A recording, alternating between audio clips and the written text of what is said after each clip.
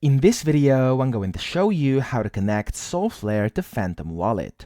So the first thing you want to do is, of course, open up your Solflare wallet, and in here, go to the very top right where you can see this profile icon and click on it.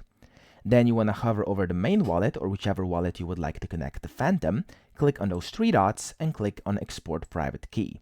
From here, you have to make sure you never share your private key because this is very important. If anyone gets your private key, they can get full control of your wallet, so make sure you keep it private and you don't show it to anyone.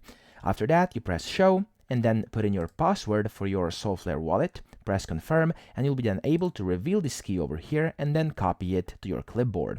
Once you've done this and once you've copied your private key, you want to just open up the Phantom Wallet extension and then log in with your password. Go to over here where it says A1, click on that, and then at the bottom where it says plus, you want to click on the plus icon where it says add/connect wallet.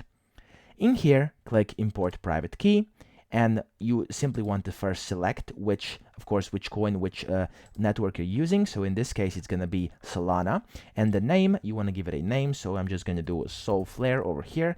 And then you want to paste in your private key and click import. And just like that, you will successfully connect your Solflare wallet to Phantom Wallet. Now, if you go out here, you'll be able to see you have, when you click A1, you'll have A1, so account 1, and then A2, account 2, or basically the Solflare account, which you'll be able to switch between whenever you want to. So that's pretty much it. I hope this video helped you out. If it did, please subscribe to the channel and help me out as well.